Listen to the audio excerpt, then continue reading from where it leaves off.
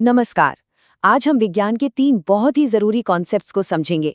कार्य, ऊर्जा और शक्ति। और कुछ आसान उदाहरणों से जानेंगे कि ये असल में है क्या। तो आज हम क्या क्या देखने वाले हैं। सबसे पहले हम समझेंगे कि विज्ञान की दुनिया में कार्य या वर्क का असली मतलब क्या है। फिर हम इसके अलग अलग प्रकारों को देखेंगे। इसके बाद जानेंगे कि काम करने के लिए ईंधन कहाँ से मिलता है, काम कितनी तेजी से हो रहा है, ये कैसे मापें, और आखिर में इन सब चीजों को अपने घर के बिजली के बिल से जोड़कर देखेंगे। तो चलिए सबसे पहले बात करते हैं कार्य की। हम अपनी रोजमर्रा की जिंदगी में ये शब्द बहुत इस्तेमाल करते हैं, लेकिन फिजिक्स में इसका एक बहुत ही खास, एक बहुत ही सटीक मतलब है। जरा सोचिए, आप एक भारी बैग पकड़कर बस एक जगह पर काफी देर तक खड़े हैं। बहुत मेहनत लगेगी, थकान भी होगी, है ना? पर सवाल ये है कि क्या विज्ञान की नज़र में कोई कार्य हुआ? इसका जवाब आपको थोड़ा हैरान कर सकता है। तो देखिए, फर्क यहीं पर है। हमारी रोजमर्रा की भाषा में कोई भी मेहनत वाला काम कार्य है, लेकिन विज्ञान कहता है कि कार्य के लिए 2 चीजें होना जरूरी हैं। पहला बल और दूसरा विस्थापन। अगर कोई चीज अपनी जगह से हिली ही नहीं तो कोई कार्य नहीं हुआ। तो वैज्ञानिक परिभाषा के हिसाब से कार्य तब होता है जब किसी चीज पर बल लगाया जाए और वो चीज उस बल की वजह से अपनी जगह से हिल जाए, यानी उसमें विस्थापन हो। अगर बल शून्य है या विस्थापन शून्य है तो किया गया कार्य भी शून्य ही होगा, और इसे हम जूल में नापते हैं। इसको एक उदाहरण से समझते हैं। मान लीजिए कोई एक दीवार को पूरे 20 न्यूटन के बल से धक्का दे रहा है।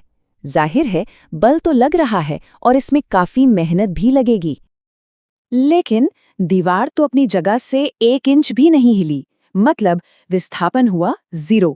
और फॉर्मूले के हिसाब से 20 को 0 से गुणा करने पर जवाब आएगा 0 जूल। तो विज्ञान की नज़र में यहाँ कोई कार्य नहीं हुआ। तो सबसे जरूरी बात यह है कि कार्य के लिए मूवमेंट होना ही चाहिए। अच्छा, अब ये तो समझ आ गया कि काम के लिए मूवमेंट जरूरी है, लेकिन कहानी यही खत्म नहीं होती। बल किस दिशा में लग रहा है और मूवमेंट किस दिशा में हो रहा है, ये भी बहुत मायने रखता है। असल में कार्य का जो पूरा फॉर्मूला है उसमें एक और चीज आती है, एंगल यानी कोण।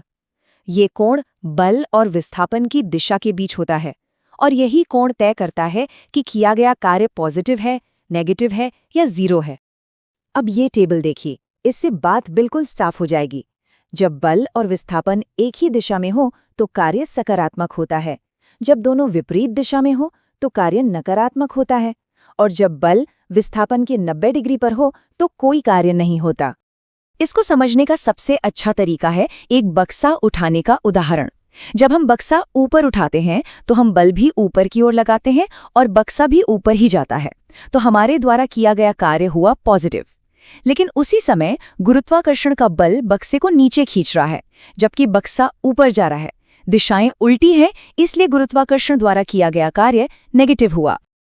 तो सवाल ये उठता है कि अगर कार्य करने के लिए बल लगाकर किसी चीज को हिलाना पड़ता है, तो ये कार्य करने की काबिलियत, ये क्षमता आती कहाँ से है? इसका जवाब एक ऐसी चीज में छिपा है जो कार्य से बहुत गहराई से जुड़ी है। इसी क्षमता को हम कहते हैं ऊर्जा, यानी एनर्जी। अगर कार्य एक एक्शन है तो ऊर्जा उस एक्शन को करने के लिए जरूरी करेंसी है।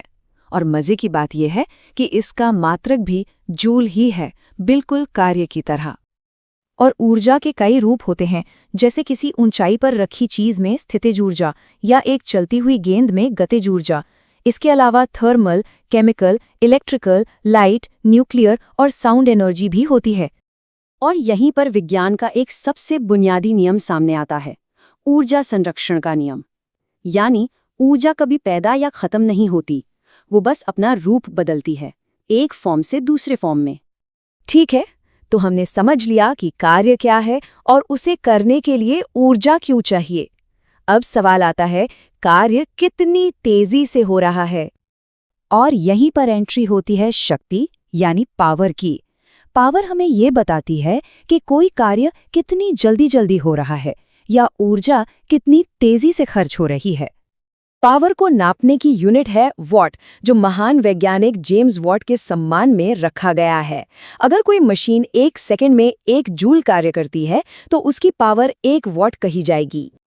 तो अब इन सब साइंटिफिक बातों का हमारी असल जिंदगी से क्या लेना देना है? चलिए इसे घर पर आने वाले बिजली के बिल से जोड़कर देखते हैं। देखिए, जब हम घरों या फैक्ट्रियों में बिजली की खपत की बात करते हैं तो जूल बहुत छोटी यूनिट पड़ जाती है। इसीलिए एक बड़ी यूनिट इस्तेमाल होती है जिसे किलोवाट घंटा या kWh कहते हैं। हमारे बिलों पर इसी को यूनिट लिखा जाता है। इसे कैलकुलेट करना भी बहुत आसान है। मान लीजिए एक 100 वॉट का बल्ब है और वो 7 घंटे तक जलता रहा, तो कुल ऊर्जा की खपत हुई 100 वॉट गुणा 7 घंटे यानी 700 वॉट घंटे। अब इसे किलोवाट घंटे में बदलने के लिए 1000 से भाग दे देंगे, तो ये बना 0.7 किलोवाट घंटे, और यही है हमारी बिजली की 0.7 यूनिट जो बिल में जुड़ जाएगी। तो अगली बार जब बिजली का बिल हाथ में आए तो उस पर लिखे नंबर को सिर्फ एक रकम की तरह मत देखिएगा। जरा सोचिएगा कि वो नंबर असल में ये बता रहा है कि हमारे उपकरणों ने कितनी शक्ति का इस्तेमाल कितने समय तक किया।